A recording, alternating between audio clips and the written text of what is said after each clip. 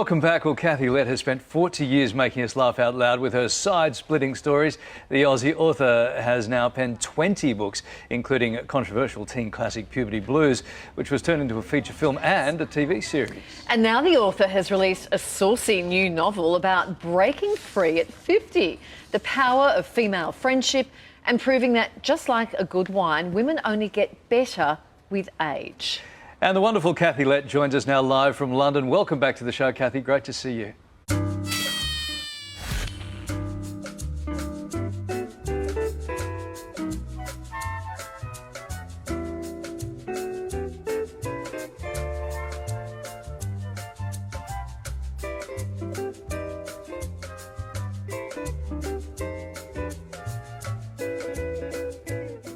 Yep, Kathy Lette, Aussie icon, also well known in the UK.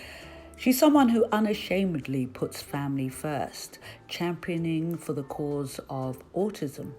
And her son, Jules, stars in a soapie. She's a traveller, a bon vivant, and an activist. So why do men like intelligent women? Because opposites attract. And this is what I think every time I get some misogynist tweeting me that, women should stop whinging because we've got it all. What I'd really like to say to him, besides that, is that that is just not true. I mean, 100 years since Emily Pankhurst tied herself to the railings, we still don't have equal pay. We're getting 75 pence in the pound. We're still getting concussion hitting our head on the glass ceiling, and we're supposed to clean it while we're up there. So last night, in fact, she stole the show at the reception, dressed in her now famous corgi dress. The Queen and Prince Philip were stopped in their tracks by the outfit, which was handmade here in Sydney, in the Shire. So, Kathy, what did the Queen and Prince Philip have to say to you? Well, they did love my corgi suit. It's got little Diamante tiaras on it, and I gave the Queen a matching scarf, so I'm hoping she's going to sport it when she pops down under, but they did think it was quite fetching. I'm Kathy Lette, Plan Ambassador. It's just a tampon. The best thing about tampons is that they're freedom with strings attached. And you'll have either read or recognised some of her many books, starting with Puberty Blues, which she wrote when she was just a teenager, and ending with her most recent novel. Men are always asking me what women really want in bed. Breakfast and a really good book, which, on the way, just happen to have. HRT, Husband Replacement Therapy, which I'm sure you'll be taking in very big doses if you don't get spoiled rotten this Mother's Day, because you bloody well deserve it. So here's cheers, girls. Happy Mother's Well, Day. Kathy, thank you so much for taking the time to talk to me. Can you hear me now? I can hear you. Can you hear me? Yep. Technology is a wonderful thing. As I was explaining, I'm in Connecticut, you're in London in virtual lockdown. So I wanted to start at the beginning. I love asking people who, because you started writing years ago, but what was like 5 or 6 year old Kathy like? Oh God, darling. Well, I'm lucky enough that I've got 3 sisters. Right. We're in this crazy gang of lunacy. And my dad was a famous footballer for the Bulldogs. Oh, yeah. The front row forward. And of course, he worked in optic fibre. His name was Mervyn. We called him Optic Merv. And all he wanted were 4 sons, and he got four crazy, feisty, fabulous females. But he taught us how to tackle and scrum, which, we weren't into that. But I think I did inherit from him the verbal scrumming, and I can tackle a guy. If I see a misogynist, I can take him down verbally. I have no hesitation in doing that. And I think that's probably inherited from him. And my mum was a teacher. She was a teacher of infants in primary school. And that was in a time when women didn't really work either. This is in the 60s. So she was really trailblazing, and her mother was a teacher too. So it was never in my mind that I would marry and take a man's name, or that I'd be rescued by a knight in shining Armani, or that I wouldn't stand on my own 2 stilettos. Yeah, never. Right. But where are you in the sisters? Are you eldest, youngest, middle, where? Second. Second one down. And are you all pretty close together in age as well? Yeah, pretty much. My sister's 13 months older than me. Wow. And then my next sister is Liz is about 5 years younger, and Kara's about 7 years younger. But we're a tight unit. We love each other. We go on holidays together. I've seen on your Instagram, it's amazing. We have a lot of fun. So, and that's why girl talk's so natural to me. And if I have any gift as a writer at all, I think it's putting down in words what women are thinking and not necessarily saying out loud, but also how they talk when there's no men around. What was your upbringing? Where did you grow up, and what was Four girls, the same. Very close together, but not emotionally close together. I have a different dad, which I only found out relatively recently. But childhood partly in England, partly in East Africa, and that's one of the, because we're both Aussie Brits. And I think that the upbringing in East Africa, I identify with you. When I came back to England, kids cried when they fell over. We're like, what? You know, we had snake bites, we had baboons, we had everything going on. Whereabouts in Australia were you brought up? Sydney, but you know, I often say I want to sue my parents for bringing me up too happily, because for a writer, you know, we had such a happy childhood. It hasn't given me any grist to my mill, you know. So I got to sue the loss of royalties because they were just too damn nice. But how did you get started? Because your start as an author was disgustingly early and amazing. So tell us about that. You were just a teenager. Yeah, well, gosh, I discovered at that age that you can, that poetic justice is the best justice in the world. And I say that having been married to a lawyer for 28 years. You can always pay an enemy on the end of your, like a shish kebab, you know. Right. And women, for us, you know, it's our best weapon is the tongue lashing, because we're as physically strong as men. We're more verbally dexterous. We use on average about 450 more words in our daily vocabulary than the average male. So I always say to women, you've got to develop that black belt in tongue fu. You've got to learn how to dish out a good one-liner, because if you're being bullied, there's a group of guys and one of them's making you feel inferior in some way. If you can get the others to laugh at him, you totally take away his power. Yeah. So the first book I wrote with a girlfriend, which was also great because we had each other to bounce off, you know.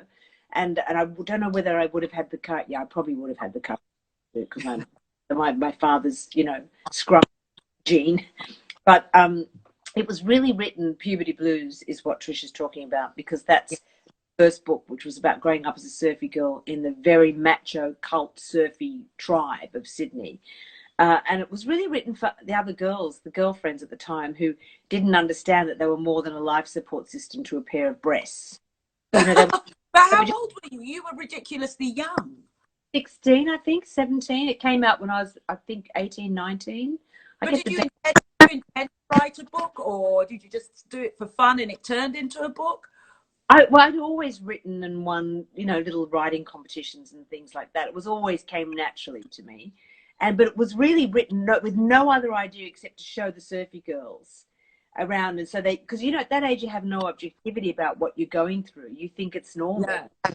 You know, but it was quite shocking when that book came out. It was really shocking because there was this image of the Sydney girl in a little skirt going to school, and then puberty blues and the surfy life and oh my God. I mean, nowadays you go, but then it was like, whoa.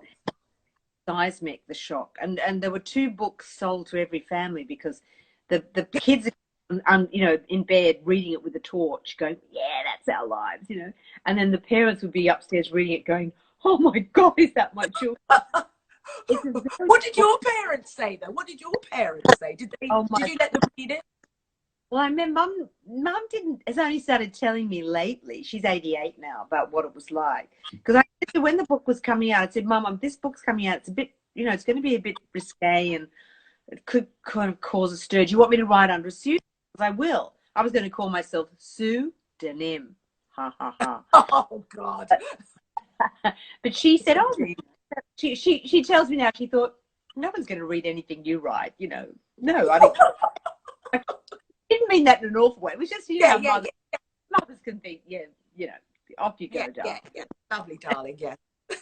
And when it went overnight, it had caused this seismic tsunami of shock across Australia. So I went from non-entity to notoriety overnight, which was kind of a big roller coaster ride. And Mum's only told me recently that how much hate mail she got. She got death. She was a headmistress earlier, and people were ringing anonymous phone calls, which were the abusive tweet of their time. People would saying, "How dare you call yourself a teacher? You should be ashamed of yourself having raised a slut like that." Blah blah blah. Didn't ever tell me any of that, which was really kind of her. But she said it was pretty awful. You know, anonymous with the letterbox saying, you should be imprisoned for being such a bad mother and all kinds of stuff. So what about your sisters? Did they cop it as well? No, because I mean, no, this was just, and you've got to remember what Australia was like then. This is the 60s. It's before Gough, no, 70s. Gough Whitlam had been elected. It was coming out of the cotton wool wadded Menzies era, and it was a very conservative. Don't you remember? Yes, the 50s vibe. It was very. I mean, Gough Whitlam changed everything for Australia. It brought us up to date and revolutionized the place. But there was still a lot of that old conservatism with their heels dug in. So, but it's interesting that in that little book, it still has such resonance with young people, because first of all, living in London, it's a cult book in Australia, if anyone who doesn't know. Yes, so it was made into a movie by Bruce Beresford, and then recently it was a 20-hour TV series in Australia. Right. When I'm walking around London, if Aussie kids see me, when we could walk around London, I hasten to add. It's back in the old days. Yeah, the old days. They'd shout out across the road to me and go, "Go get me a Chico roll, and don't take a bite out of it, you're dropped." Or they'd say, "Back off, you fish-faced mole," whatever. So we've got all this kind of lingo. I think I've always thought Chris Lilly owes a lot to you, because Chris Lilly's like Ingrid Julet and all his characters and the Bucker Boys. For anybody who doesn't know Chris Lilly, he's the most amazing comedian who has that parody of Australian life, and I've always thought he owes a lot to you for opening those gates to make it okay to be so irreverent about Aussie iconic life. Oh, maybe. But, what do we owe to Barry Humphries? What do we owe to Catherine? Yeah. You just got to pass the comedic baton along. He's a genius. So it's very flattering of you to say that, but he would have done something amazing no matter. But what I was going to say about the book punching above its weight is that when this TV series came out a couple of years ago, they were really great producers. They let me work on the scripts. They're incredibly inclusive. So it had a real sniff of verisimilitude about it. But I think the main people watching the show would be women, people my age out of nostalgia. Maybe my mother's, what were they doing? But the biggest demographic were teenagers, because for them, still hasn't been a book or a program that has spoken to them so honestly about what they're going through, whether it's peer pressure, pregnancy, drugs, the generation gap with the parents. I mean, whatever it is, sex. I mean, there is this show now called Sex Education, which is lovely, but it's pretty glossy. Yeah. But I also think in Australia, still with television and the media, it's very much, it's pretty well run by the same people who were running it when I started in the 80s. So you haven't got those young people coming up. You haven't got that teen voice that you had when you wrote your book, and just wrote about how it is rather than how someone older imagines it to be. Yeah.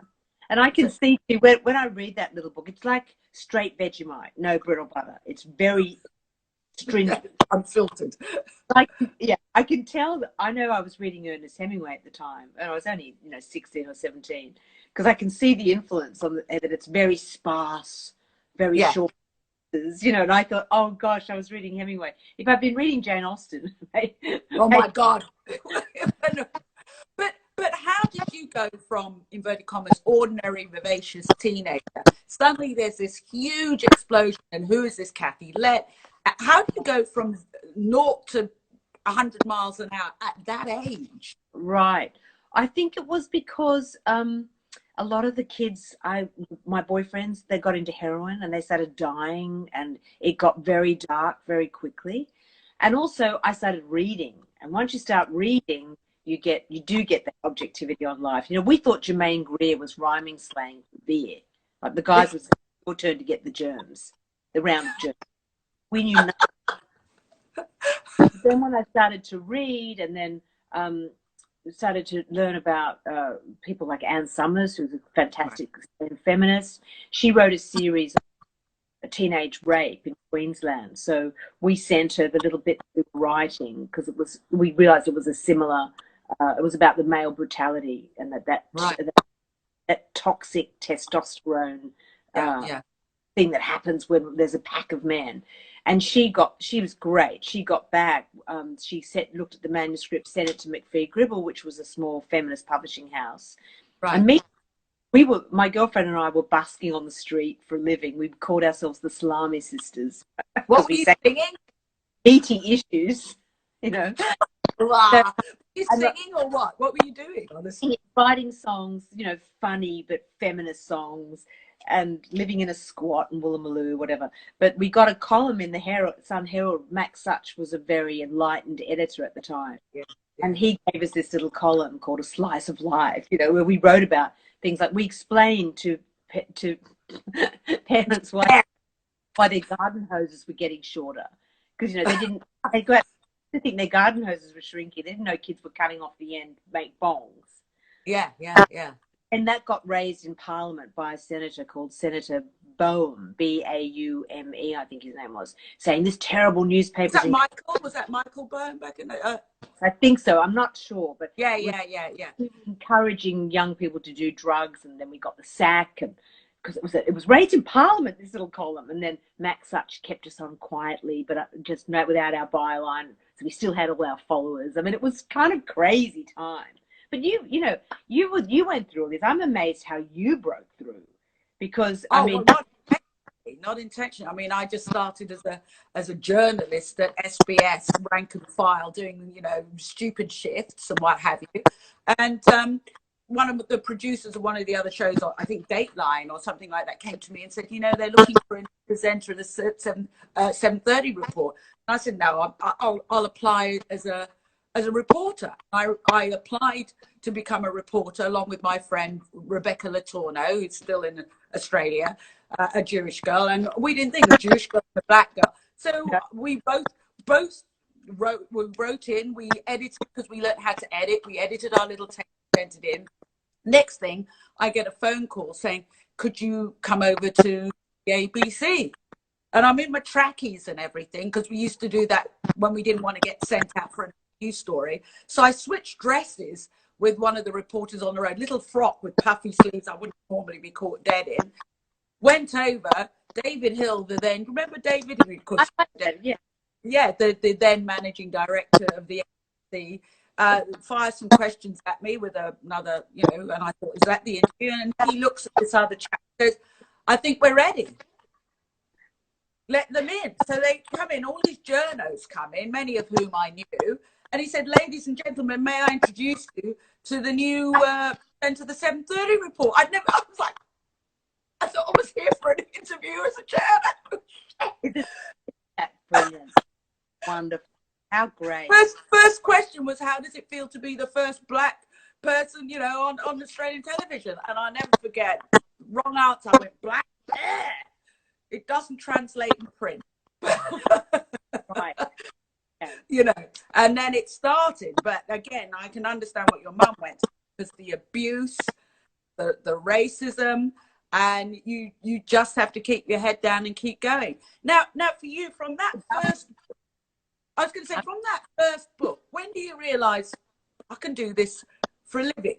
When does the second book? Because I think after all of that accolade and whoa and all of this, to write a next book must have been, oh.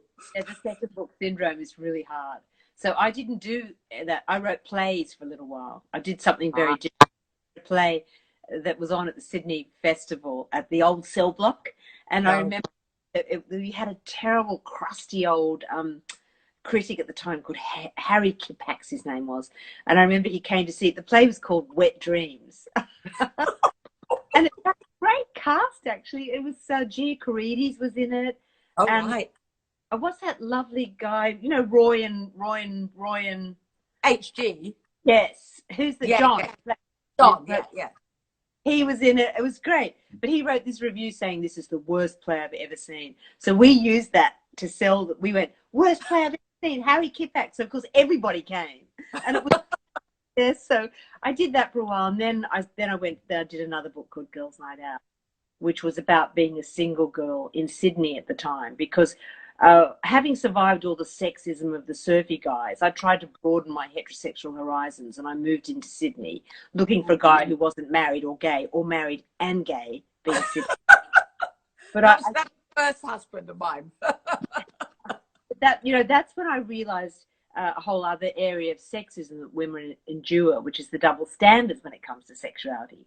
Because a man who's sexually active, and it hasn't changed that much. No, it hasn't changed at all. A guy active is a love god, a stud muffin, and a woman with the same sexual appetites is a slut, a tart, a tramp. I always say, men still expect us to be so virginal when they're like, oh, darling, am I the first man to make love to you? To which the woman replies, of course. I don't know why you're asking the same silly question,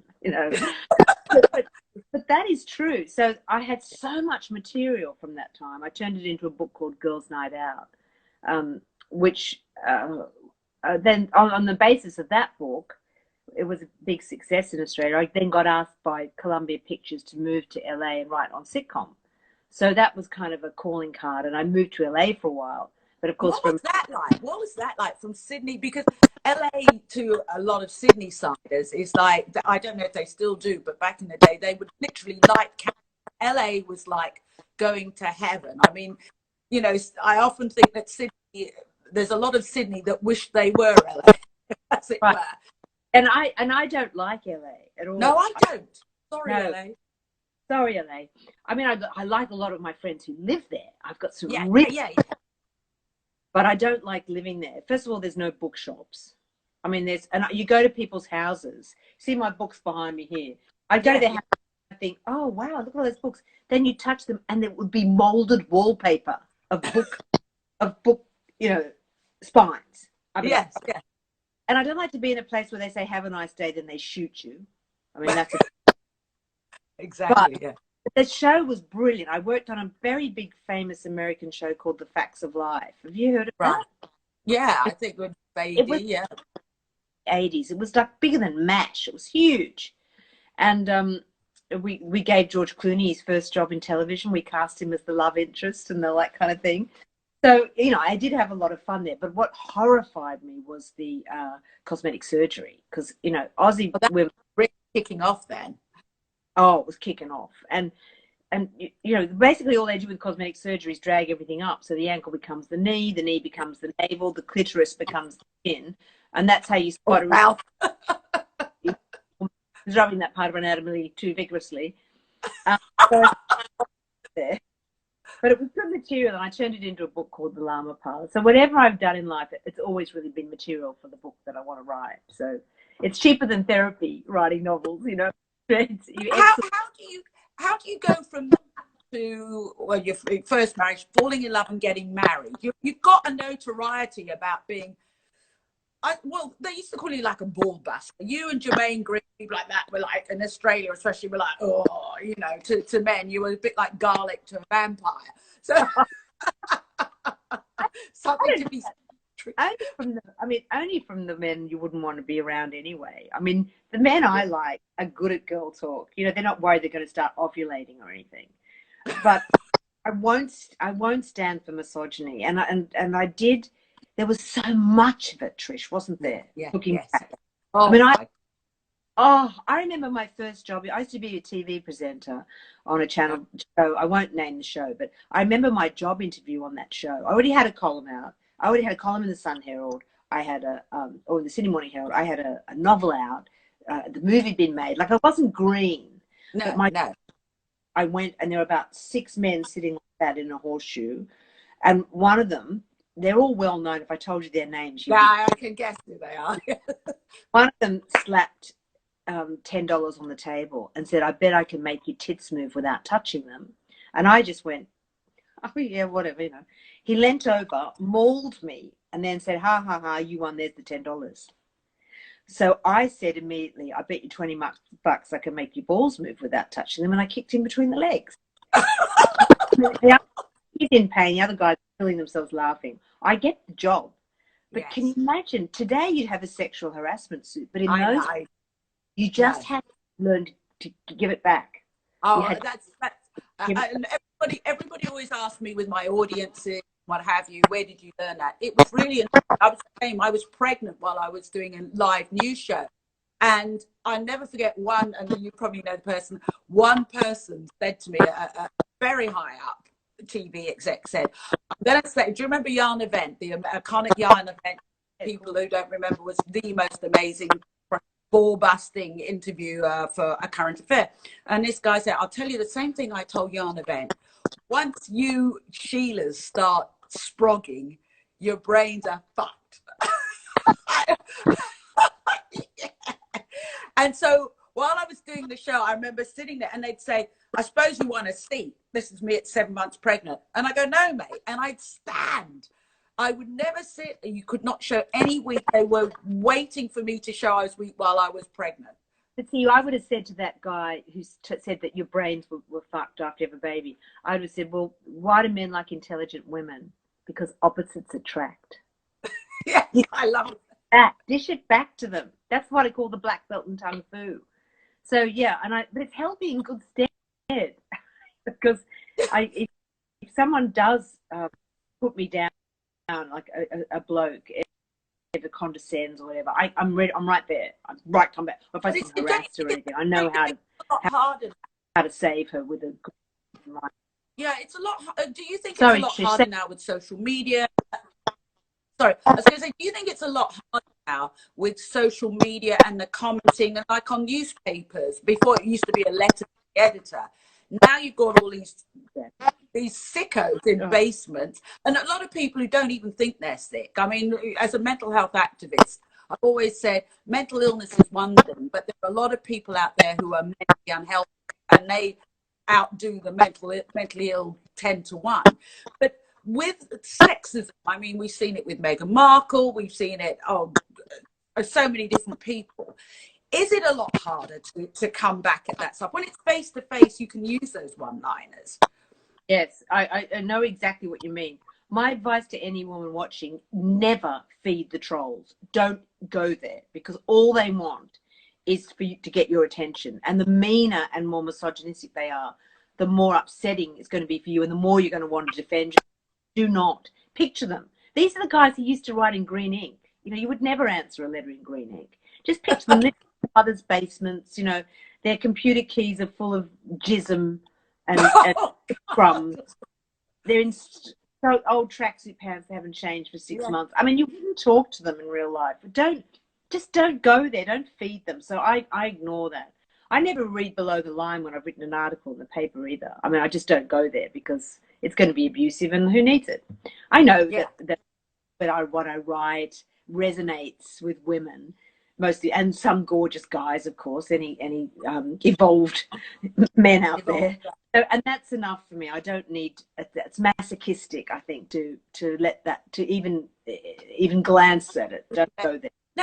Now you're so much more than author. One of the feminist, yes.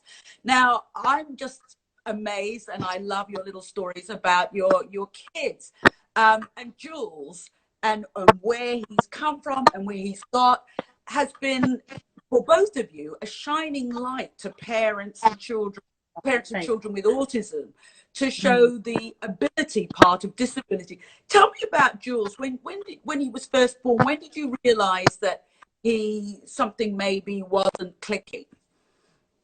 I think because my son's autistic, he was diagnosed when he was 3, and when he was first born, he seemed so bright. He walked early, talked early.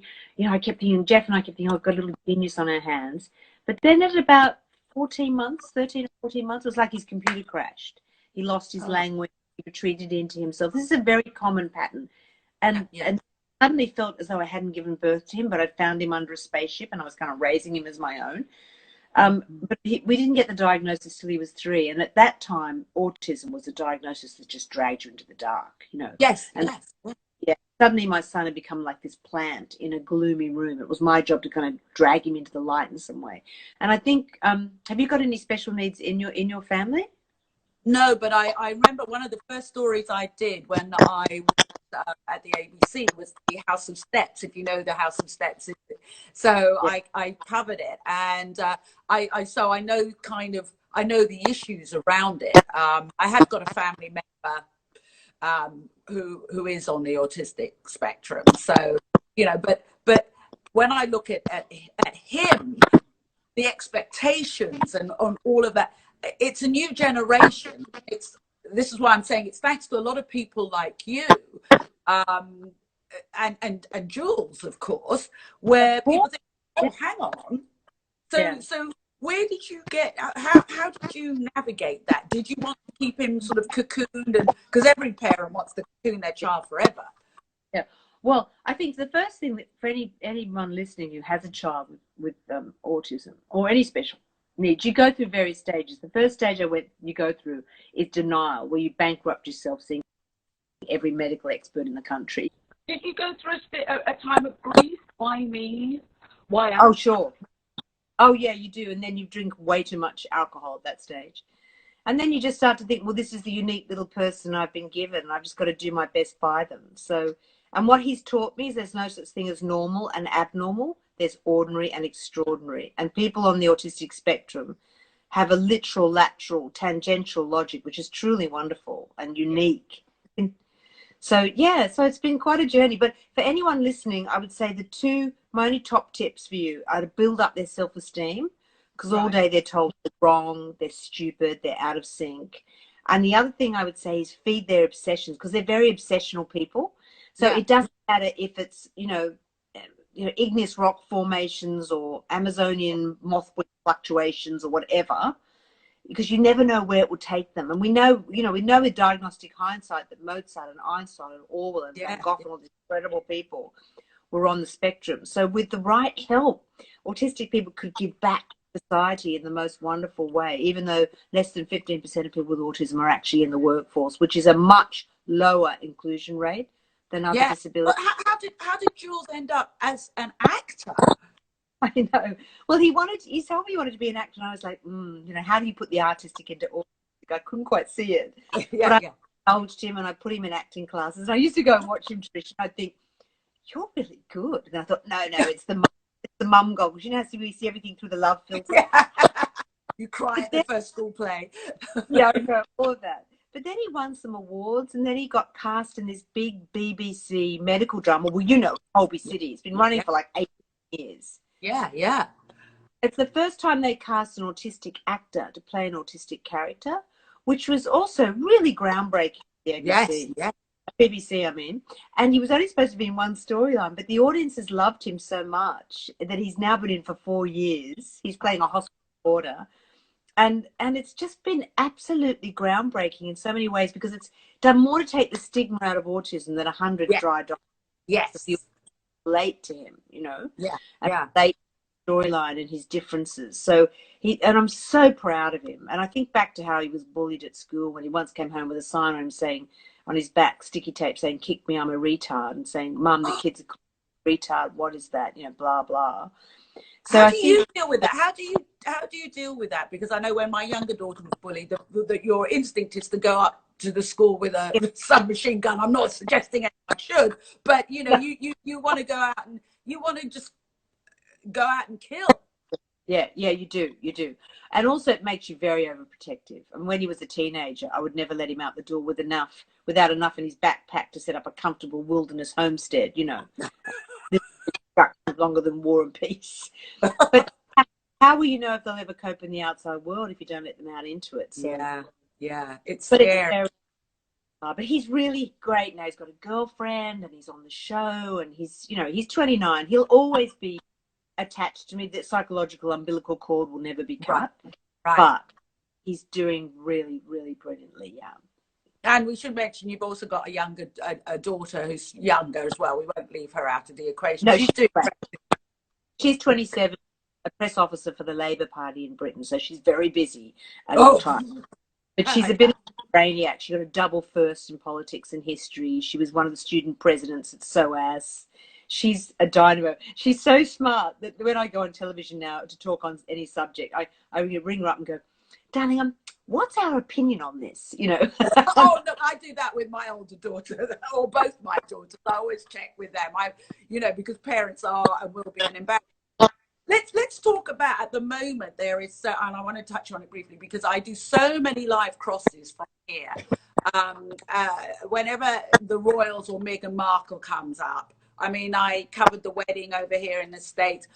What now around the royal family? Because on one hand, you're admittedly, you're a Labour supporter, if I can say that, or a lefty, as they love calling you in the columns. And on the other hand, you're a great supporter and a friend, for instance, to Prince Charles and the royal family. I say that as a fellow, an ex-Norfolk, been to supper with Charles and Camilla. So, and we've met, I think, at royal things.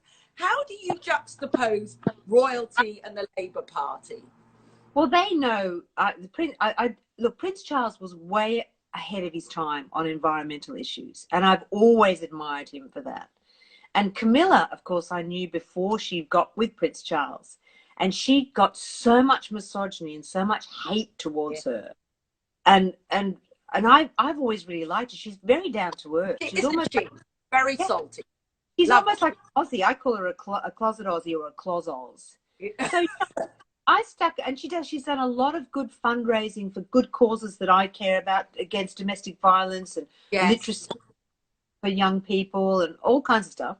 So I always liked her. Now they know that I'm a Republican. I think Australia should stand on our own two thongs, and I tell them that. So they know that I'm not toadying up to them, because I don't believe that we should have a monarchy in Australia. It's ridiculous. If you talk to them about the Queen, they think you're talking about Elton John.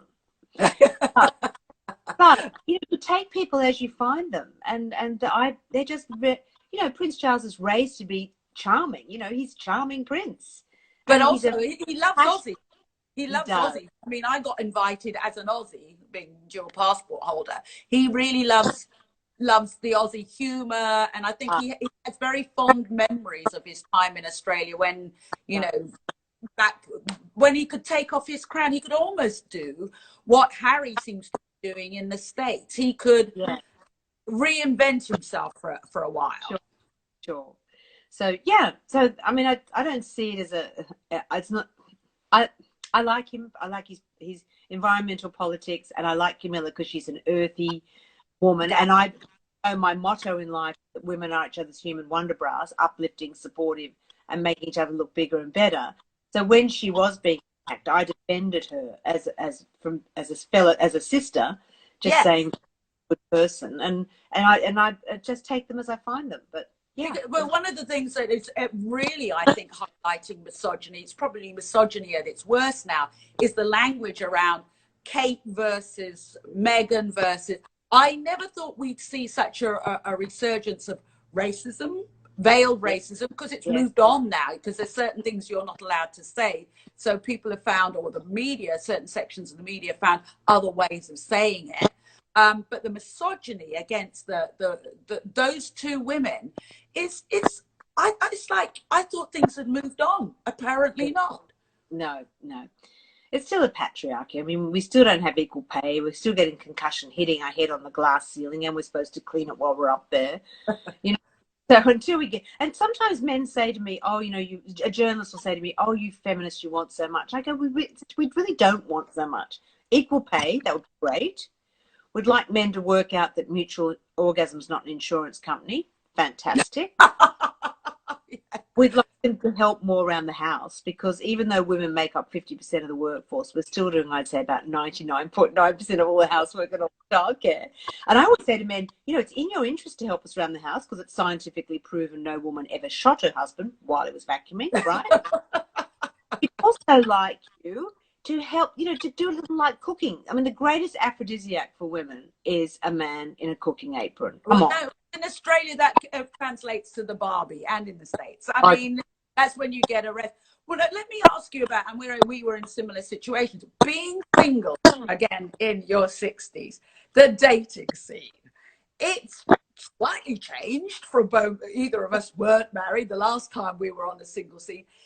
Is it not strange? And this is what, and coming into your new book, it's a jungle out there.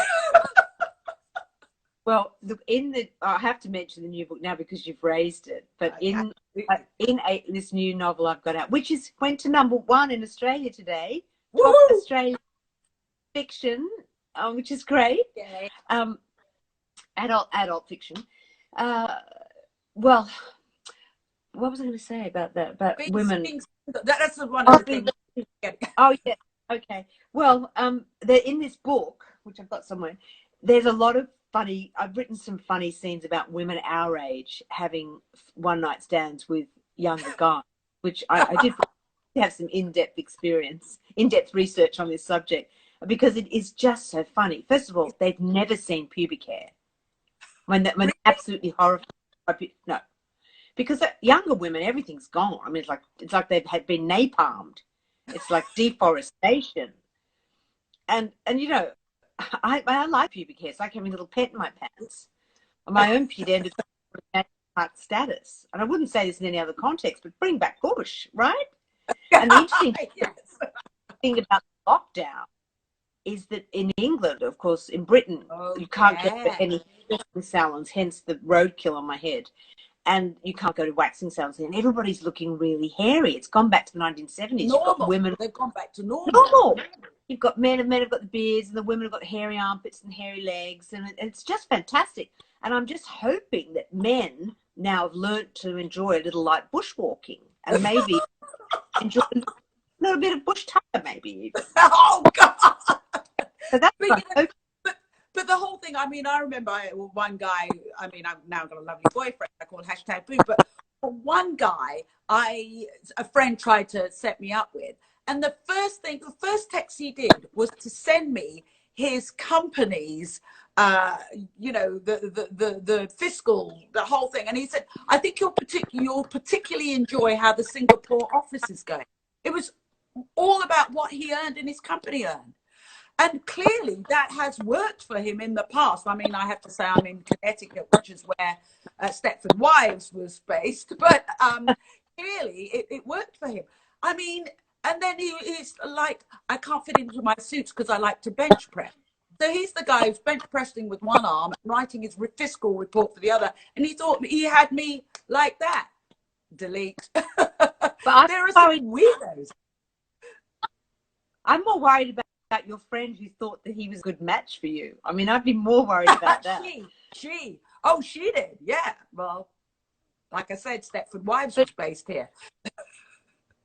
But in this new novel that I've got out now, what I wanted to do was celebrate being an older woman, because we don't. Yeah. And I think for women, life is in 2 acts. And the trick is surviving the interval, which is the hideous menopause years where, you know, you're sweating so much, you feel like Starpo trying to get a confession. Once you get through that stage, I think it's the most liberating time of life, because no period cramps, no pregnancy scares, you don't more what people think about you. No, you don't care much about what they and say. Also you're very irritable in your skin. So I mean, I'm 61 now, and you don't care. So, and this whole point of this new book, Husband Replacement Therapy, is to say to women, you're allowed to grow older disgracefully, have fun, be frivolous, before dementia, go for it. Because for the first time ever in a woman's life, you can put yourself first, because you're no longer tethered by the apron and the heartstrings to the kitchen. Yes, you know, you can actually now go, because I thought at this age, Trish, because how old are you? I'm 62. Yeah, so, okay, well, you look younger, but I thought at this age I would feel like the version of an orthopedic shoe, kind of comfortable, well-worn, nothing remarkable. Marple. When you look at people like Miss Marple, they were probably younger than we are.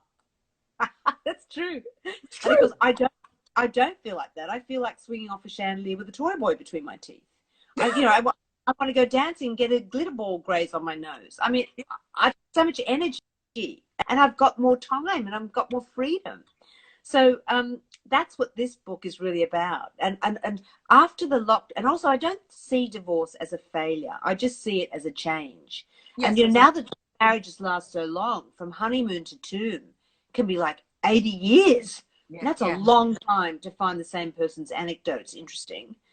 So, and it's all right for women to think, you know what, I want a second act. I want change. I remember that I said on Loose Women, I said, looking back, I've had husbands for different periods of my life. I've changed and countries and what have you. But I also think that there are times when men want to see us as virginal. When we're pregnant, if you've ever seen dresses for pregnant women, they are reminiscent of school, little puffy sleeves and what have you. Yes. When we're pregnant and when we're older, we're meant to become virginal. So, yes. So obviously, if your book's #1 in Australia, it's resonating with a lot of women saying stuff that. Yeah. Because a lot of it is set on a cougar cruise. I don't know if you know what they are. Yeah. I mean, anyone who's watching who doesn't know what a cougar cruise is, this is where the women our age pay to go, and the young guys go for free. They're called cubs. Most of these cougar cruises leave from Florida. Surprise! Have you done one? Have you done one? No, not. I mean, I was about to go, and then the whole Corona thing happened. So I'm just selling the movie. I'm just selling the movie rights to this book now, and I've said to them, I think we have to go on a cougar cruise for research purposes. So yeah. But my characters in the book, because it begins on Ruby's 50th birthday when she's going to be a lovely night where she's thanking all her friends, but she gets really drunk and she ends up telling everyone what she really thinks about them. And at the end of the speech, she also says that she's just found out her husband's having an affair and she's got pancreatic cancer, terminal. Everyone's like, oh, it's a car crash of a scene. But the next scene starts, she wakes up with a hangover and a letter plops through the letterbox and she looks at it and it's from her doctor's surgery saying, we are so sorry we sent you that by mistake. That letter, you're perfectly fine. But in her drunken stupor, she did book this cruise with her sisters because she hasn't been getting on with them. So she decides to keep pretending she's got cancer so they'll come on the cruise with her. But when they get on the cruise, she realizes she's accidentally booked them on this cougar cruise. But the carnal comedic chaos I could build around these three sisters in middle age having this kind of boy buffet, this sort of sexual smorgasbord, and the different ways they react was so much fun to write. I had so much fun. And of course, you went on a little boat I saw in the Whitsundays learning how to sail with your sisters. So you still keep that banter alive from teens to now at an older woman. Oh yeah, and it gets funnier and funnier because of course it gets, we get so much more frank.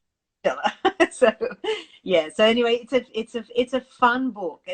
But it's also got a powerful message underneath of sisterly solidarity, and also saying to women, be free, adventure before dementia, carpe the hell out of diem, go for it. And of course, what we've learned through the lockdown is that time is precious and life is short. And if not now, when?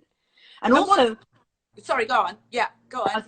And also, after 6 weeks in lockdown, what woman doesn't want to replace her husband, right? Because, I mean, all we can say, in China, after lockdown, divorce rates skyrocketed, and 74% of the divorces were initiated by women. Now, where Wuhan, the rest of the world follows. So, I mean, I know a lot of my women friends are furious that their husbands were so undomesticated. Like, giving the room a sweeping glance is the closest they came to kind of helping out in the house.